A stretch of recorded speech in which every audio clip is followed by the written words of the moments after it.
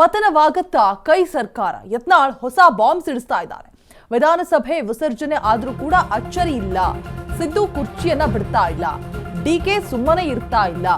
ವಿಜಯಪುರದಲ್ಲಿ ಶಾಸಕ ಯತ್ನಾಳ್ ಕೊಟ್ಟಿರುವಂತಹ ಹೇಳಿಕೆ ಇದು ಡಿಕೆ ಶಿವಕುಮಾರ್ಗೆ ಕೊನೆಯ ಅವಕಾಶ. ಇನ್ಮುಂದೆ ಕಾಂಗ್ರೆಸ್ ಆಡಳಿತಕ್ಕೆ ಬರೋದೇ ಇಲ್ಲ. ಸಿದ್ದರಾಮಯ್ಯ ಹಿಂದೆ ಸಾಕಷ್ಟು ಶಾಸಕರಿದ್ದಾರೆ. ಡಿಕೆ ಶಿವಕುಮಾರ್ ಅವ್ರಿಗೆ ಇದು ಡೂ ಆರ್ ಡೈ ಇದ್ದಂತೆ. ಅಧಿಕಾರ ಹಿಡಿಯೋದಕ್ಕೆ ಡಿಕೆಶಿ ಏನೇನೋ ಮಾಡ್ತಿದ್ದಾರೆ. ಆದ್ರೆ ಸಿದ್ದರಾಮಯ್ಯನವರ ಮಗ ಅಷ್ಟು ಯೋಗ್ಯ ಅಲ್ಲ. ಬಿಎಸ್ವೈ ಮಗನ ಹಾಗೆ ಈತನೂ ಕೂಡ ವಸೂಲಿ ಕಂಪನಿ ಅನ್ನುವಂತಹ ಹೊಸ ಬಾಂಬ್ ಸಿಡಿಸಿದ್ದಾರೆ ಶಾಸಕ ಯತ್ನಾಳ್. ಪತನವಾಗತ್ತಾ ಹಾಗಿದ್ರೆ ಕೈ ಸರ್ಕಾರ? ಯತ್ನಾಳ್ ಕೊಟ್ಟಿರುವಂತಹ ಹೇಳಿಕೆ ಸಾಕಷ್ಟು ಗೊಂದಲಗಳು. ಇನ್ಮುಂದೆ ಕಾಂಗ್ರೆಸ್ ಆಡಳಿತಕ್ಕೆ ಬರೋದೇ ಇಲ್ಲ ಅನ್ನುವಂತಹ ಮಾತು. ಸಿದ್ದರಾಮಯ್ಯನವರ ಮಗ ಅಷ್ಟು ಯೋಗ್ಯ ಇಲ್ಲ. ಬಿಎಸ್ವೈ ಮಗನ ಹಾಗೆ ಈತನೂ ಕೂಡ ವಸೂಲಿ ಕಂಪನಿ ಅಂತ ಹೇಳ್ತಿದ್ದಾರೆ.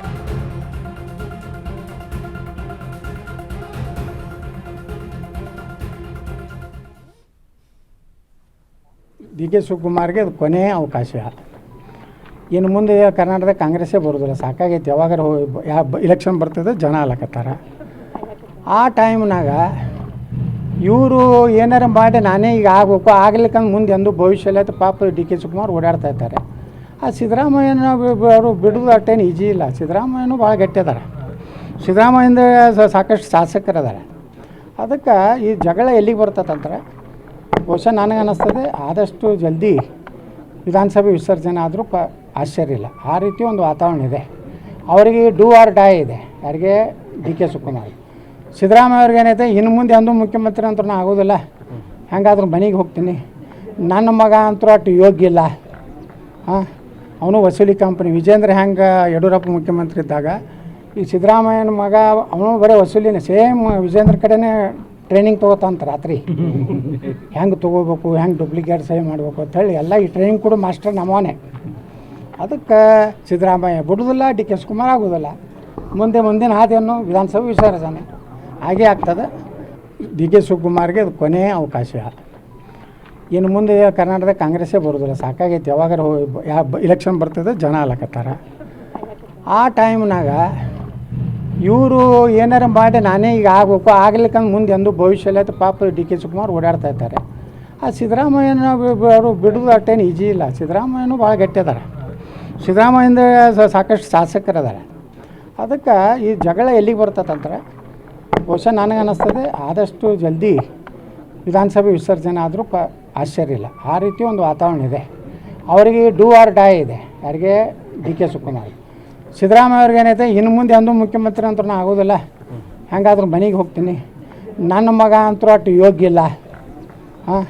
ಅವನು ವಸೂಲಿ ಕಂಪ್ನಿ. ವಿಜೇಂದ್ರ ಹೆಂಗೆ ಯಡಿಯೂರಪ್ಪ ಮುಖ್ಯಮಂತ್ರಿ ಇದ್ದಾಗ ಈ ಸಿದ್ದರಾಮಯ್ಯನ ಮಗ ಅವನು ಬರೀ ವಸೂಲಿನೇ. ಸೇಮ್ ವಿಜೇಂದ್ರ ಕಡೆನೇ ಟ್ರೈನಿಂಗ್ ತೊಗೋತಂತ ರಾತ್ರಿ ಹೆಂಗೆ ತೊಗೋಬೇಕು, ಹೆಂಗೆ ಡೂಪ್ಲಿಕೇಟ್ ಸಹಿ ಮಾಡಬೇಕು ಅಂತ ಹೇಳಿ ಎಲ್ಲ ಈ ಟ್ರೈನಿಂಗ್ ಕೂಡ ಮಾಸ್ಟರ್ ನಮ್ಮವನೇ. ಅದಕ್ಕೆ ಸಿದ್ದರಾಮಯ್ಯ ಬಿಡೋದಿಲ್ಲ, ಡಿ ಕೆ ಶಿವಕುಮಾರ್ ಆಗೋದಿಲ್ಲ. ಮುಂದಿನ ಹಾದಿಯನ್ನು ವಿಧಾನಸಭೆ ವಿಸರ್ಜನೆ ಹಾಗೇ ಆಗ್ತದೆ. ಡಿ ಕೆ ಶಿವಕುಮಾರ್ಗೆ ಅದು ಕೊನೆಯ ಅವಕಾಶ. ಇನ್ನು ಮುಂದೆ ಕರ್ನಾಟಕದ ಕಾಂಗ್ರೆಸ್ಸೇ ಬರೋದಿಲ್ಲ, ಸಾಕಾಗೈತಿ. ಯಾವಾಗಾರ ಇಲೆಕ್ಷನ್ ಬರ್ತದೆ, ಜನ ಅಲಕತ್ತಾರ. ಆ ಟೈಮ್ನಾಗ ಇವರು ಏನಾರ ಮಾಡಿ ನಾನೇ ಈಗ ಆಗಬೇಕು ಆಗ್ಲಿಕ್ಕಂದ್ರೆ ಮುಂದೆ ಎಂದು ಭವಿಷ್ಯ. ಬಗ್ಗೆ ಹೆಚ್ಚಿನ ಡೀಟೇಲ್ಸ್ ಅನ್ನ ಕೊಡೋದಕ್ಕೆ ನಮ್ಮ ಪ್ರತಿನಿಧಿ ಆನಂದ್ ದೂರವಾಣಿ ಸಂಪರ್ಕದಲ್ಲಿ ಜಾಯಿನ್ ಆಗ್ತಾ ಇದ್ದಾರೆ. ಆನಂದ್, ಯತ್ನಾಳ್ ಯಾವಾಗಲೂ ಕೂಡ ಈ ರೀತಿಯಾದಂತಹ ಹೇಳಿಕೆಗಳನ್ನ ಕೊಟ್ಟು ಚರ್ಚೆಗೆ ಗ್ರಾಸ್ವ ಆಗ್ತಾ ಇರ್ತಾರೆ. ಅದರಿಂದ ಏನೆಲ್ಲ ಅವ್ರಿಗೆ ತೊಂದರೆಗಳಾಯ್ತು, ಪ್ರಾಬ್ಲಮ್ಸ್ ಆಯ್ತು, ಏನೆಲ್ಲ ಬೆಳವಣಿಗೆಗಳಾಯ್ತು ಅನ್ನುವಂಥದ್ದು ಗೊತ್ತಿದ್ರು ಕೂಡ ಮತ್ತೆ ಈ ರೀತಿಯಾದಂತಹ ಹೇಳಿಕೆಗಳು ನೇರವಾಗಿ ಕೊಡೋದ್ರಿಂದ ಅವರಿಗೆ ಸಮಸ್ಯೆಗಳು, ಮತ್ತೆ ಇದು ಹೌದಾ ನಿಜನಾ ಅನ್ನುವಂತಹ ಗೊಂದಲಗಳು ಚರ್ಚೆಗೂ ಕೂಡ ಗ್ರಾಸ್ವ ಆಗುತ್ತೆ. ಈಗ ಕೊಟ್ಟಿರುವಂತಹ ಹೇಳಿಕೆ ಅಂದ್ರೆ ಸಿದ್ದರಾಮಯ್ಯನವರ ಮಗ ವಸೂಲಿಗಷ್ಟೇ ಸೀಮಿತ, ಅದೇ ರೀತಿನೂ ಕೂಡ ಬಿಜೆಪಿನೂ ಕೂಡ ಹೋಲಿಕೆ ಮಾಡಿ ಮಾತನಾಡಿದ್ದಾರೆ. ಸೊ ಈ ಬಗ್ಗೆ ಅಪ್ಡೇಟ್ಸ್ ಅನ್ನ ಕೊಡೋದಾದ್ರೆ ಯಾಕೆ ಆ ಹೇಳಿಕೆಯನ್ನ ಹೇಳಿದ್ರು, ಅದರ ಹಿಂದೆ ಇರುವಂತಹ ಮಾತಿನ ಮರ್ಮ ಏನು? ಅಂದ್ರೆ ಈಗ ಮುಂಬರುವ ರೋಜಾ ಏನಂದ್ರೆ, ಈಗ ರಾಜ್ಯ ರಾಜಕಾರಣದಲ್ಲಿ ಏನ್ ಮುಖ್ಯಮಂತ್ರಿ ಕುರ್ಚಿಗಾಗಿ ಕಾದಾಟ ಪ್ರಾರಂಭ ಆಗಿದೆ. ಆ ಕಾದಾಟ ಪ್ರಾರಂಭ ಆಗಿರುವ ಹಿನ್ನೆಲೆಯಲ್ಲಿ ಏನೋ ಒಂದು ಯತ್ನಾಳ್ ಅವರು ಒಂದು ಸ್ಟೇಟ್ಮೆಂಟ್ ಕೊಟ್ಟಿದ್ದಾರೆ. ಅಂದ್ರೆ ಮುಂದಿನ ದಿನಮಾನದಲ್ಲಿ ಕಾಂಗ್ರೆಸ್ ಪಕ್ಷ ರಾಜ್ಯದಲ್ಲಿ ಅಧಿಕಾರಕ್ಕೆ ಬರಲ್ಲ, ಹೀಗಾಗಿ ಈಗ ಡಿಕೆಶಿ ಹೇಗಾದ್ರೂ ಮಾಡಿ ಕುರ್ಚಿ ಹಿಡಿದುಕೊಳ್ಳಲು ಪ್ರಯತ್ನ ಮಾಡ್ತಿದ್ದಾರೆ. ಆದ್ರೆ ಈ ಮಧ್ಯೆ ಮುಖ್ಯಮಂತ್ರಿ ಸಿದ್ದರಾಮಯ್ಯ ಅವರು ಸಹ ಕುರ್ಚಿ ಬಿಟ್ಟುಕೊಡಕ್ಕೆ ತಯಾರಿಲ್ಲ. ಯಾಕಂದ್ರೆ ಮುಂಬರುವ ಚುನಾವಣೆಯಲ್ಲಿ ಕಾಂಗ್ರೆಸ್ ಪಕ್ಷ ಅಧಿಕಾರಕ್ಕೆ ಬರಲ್ಲ, ಹೀಗಾಗಿ ಇವರಿಬ್ಬರು ಈಗಲೇ ಗುದ್ದಾಟ ತಿಕ್ಕಾಟ ಪ್ರಾರಂಭ ಮಾಡಿದ್ದಾರೆ. ಯಾಕೆ ಜನತೆಗೆ ಅಷ್ಟು ಕಾಂಗ್ರೆಸ್ ಪಕ್ಷ ಬೇಜಾರಾಗ್ಬಿಟ್ಟಿದೆ.